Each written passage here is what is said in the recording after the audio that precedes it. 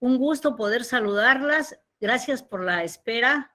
Estaba en labores propias de la presidencia. En primer lugar, señalarles a ustedes el reconocimiento que debo hacer por el trabajo esforzado, dedicado que realizan para impartir justicia. Indudablemente para nosotras mujeres no ha sido fácil poder arribar a estos cargos de decisión o a estos espacios en donde se toman decisiones importantes. A menudo, fundamentalmente, saben ustedes, se nos ha segregado y se nos ha dado labores menos importantes, ¿no? Permítanme contarles algo histórico. A propósito, hoy Día Internacional de las Juezas. Yo empecé hace muchos años acá, cuando tenía 18 años, de practicante meritorio. Y lógicamente era una corte superior, todo funcionaba acá en Palacio de Justicia, los tribunales correccionales, sobre todo lo que era penal, y también las salas civiles, absolutamente todo, porque habían dos turnos, se trabajaba en la mañana y otros trabajaban en la tarde, en el ámbito penal. Recuerdo mucho que la presencia femenina, sobre todo a nivel de superiores, era escasa. Había una sola jueza superior, que era la doctora Bocos, que llegó a ser presidente de Corte Superior, por cierto, la primera presidenta de Corte Superior. Y a nivel de juezas eran poquísimas. Sí habían agentes fiscales en ese entonces, antes de que se cree la ley orgánica del Ministerio Público. Como ustedes saben, las agencias fiscales eran parte del Poder Judicial. El Ministerio Público como tal no existía como órgano constitucionalmente autónomo. Había un agente fiscal que intervenía en algunos tipos de procesos, fundamentalmente los procesos denominados sumarios, y donde hacíamos siempre dictamen.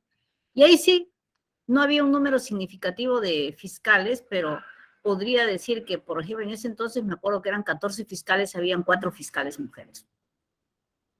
La anécdota viene por lo siguiente. Tuve oportunidad de conocer a una de las primeras juezas de primera instancia, que me contaba lo siguiente, que cuando ella fue nombrada a nivel de juez de primera instancia, ya falleció hace muchos años, ahorita se me ha ido el nombre, causó conmoción en el Poder Judicial su designación, porque no había juezas superiores ni juezas de primera instancia. Ella fue la primera mujer juez instructora. En ese entonces a las juezas penales se le llamaba juez de instrucción. Y el problema surgió en algo básico y elemental: la distribución de los servicios higiénicos.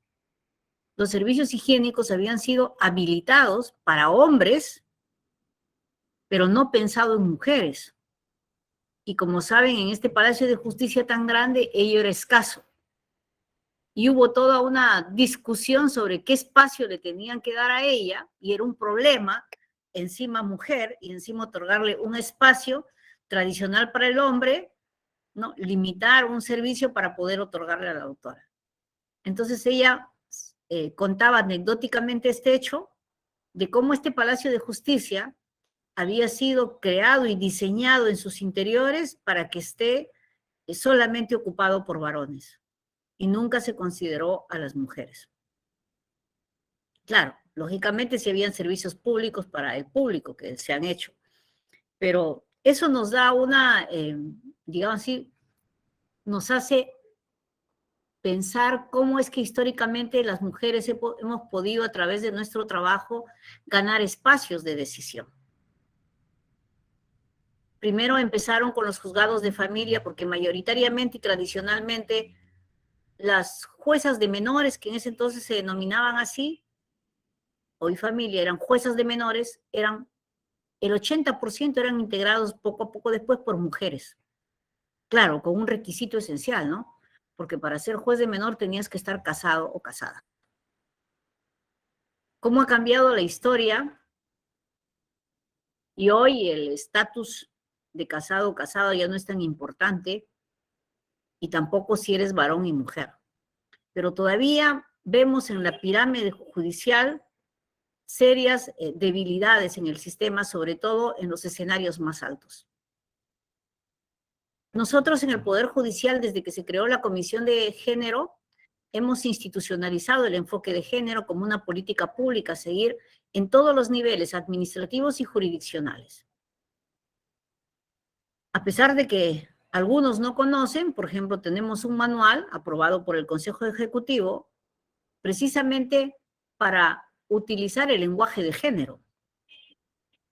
Y así que cualquier mofa o burla, cuando haga algún par, porque lo han hecho y yo lo he visto en mi caso, cuando digamos señoras y señores, ¿no? O sea, siempre nosotros usamos ahora el femenino y el masculino, y antes generalmente se utilizaba solo el masculino, y ahí se nos incluía a las mujeres. Entonces, lo que hemos hecho es un protocolo con un lenguaje inclusivo para aplicar en todos los documentos que emite el Poder Judicial. Hemos ido avanzando poco a poco en esta tarea, pero todavía advertimos que no hay paridad, la paridad necesaria. Porque si somos, como decimos tradicionalmente, un poquito más del 50% de la población femenina en el mundo, debemos tener la misma representación que los varones y las mismas oportunidades que los varones. Pero vemos que los espacios más altos de decisión o de poder generalmente están asignados para los varones. Y nos llama la atención cuando hay una mujer en un escenario de esa naturaleza. Por eso es que yo, asumido el mandato como presidenta, he generado una Corte Suprema paritaria. Y por cierto, muchos varones me han criticado, ¿eh? Porque hay algunos jueces que han considerado que han sido relegados en beneficio de las mujeres. Y lo que yo he dicho es que esta conformación paritaria va aparejada de meritocracia, porque han habido un conjunto de valores que se han evaluado por parte de estas juezas. Pero además también esta acción que he realizado es una acción afirmativa y va en la línea de los objetivos del desarrollo sostenible, de los 17 Objetivos de Desarrollo Sostenible de Naciones Unidas, que es el empoderamiento de las mujeres. Y para eso hay que hacer acciones afirmativas. Y una acción afirmativa es precisamente eso: generar paridad en las esferas judiciales más altas, en estos altos tribunales. Como anécdota les puedo decir que por esta resolución que emití como presidenta del Poder Judicial fui denunciada ante la Junta Nacional de Justicia, ¿no?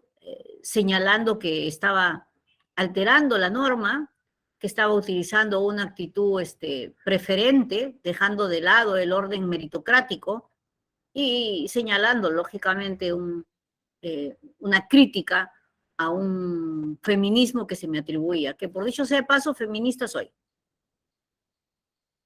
Entonces, la Junta, les comento, yo creo que va a haber oportunidad de que luego la Junta pueda variar, desechó esa denuncia, pero bajo un argumento que me hubiese gustado hubiese sido diferente el argumento.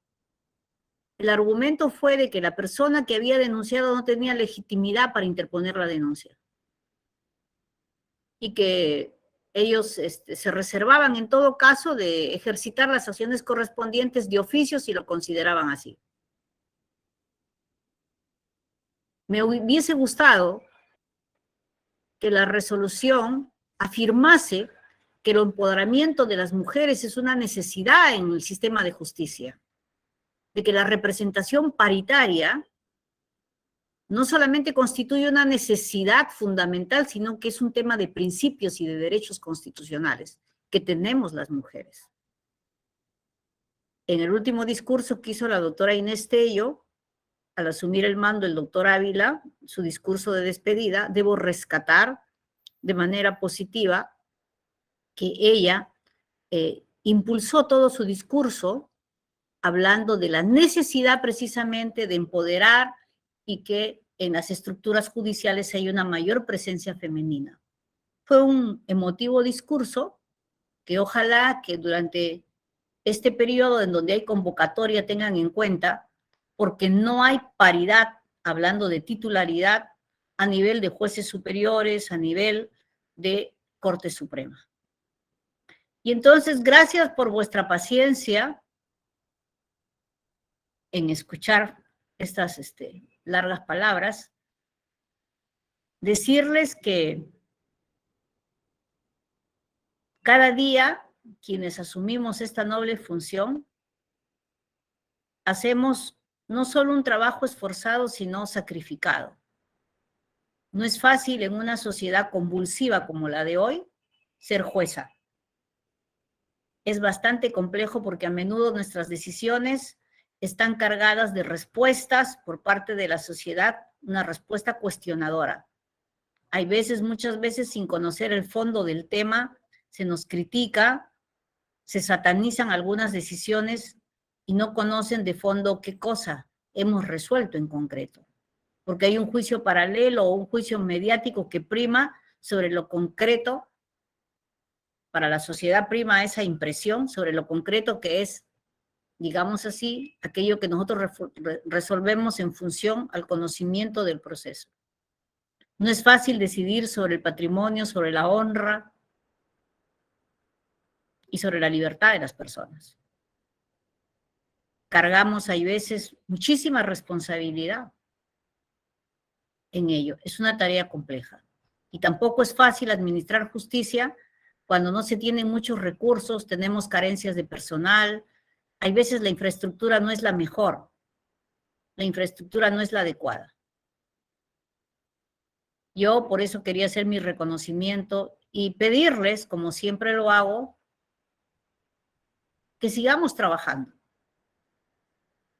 que acudamos a nuestros despachos, que lideremos con la presencialidad nuestro trabajo, porque se necesita y se requiere. No estamos en posibilidades de hacer todo el trabajo presencial, salvo los que trabajan al expediente judicial electrónico. Tenemos una inmensa carga procesal que requiere que demos una respuesta inmediata. Pensemos en el ciudadano de a pie, en el vulnerable, en el que tiene necesidades y carencias y en el que tiene la expectativa de que su proceso se resuelva. Ahí no solo hacer un denodado esfuerzo, sino también hacer sacrificio. Ser juez no solo es hacer esfuerzos, es hacer sacrificios. Es hacer sacrificios, ser juez o jueza. Gracias a todas ustedes, feliz día, es nuestro primer año en que celebramos el Día Internacional de las Juezas, hemos institucionalizado, pasen un día hermoso, yo sé que trabajando, pero trabajando hay que trabajar.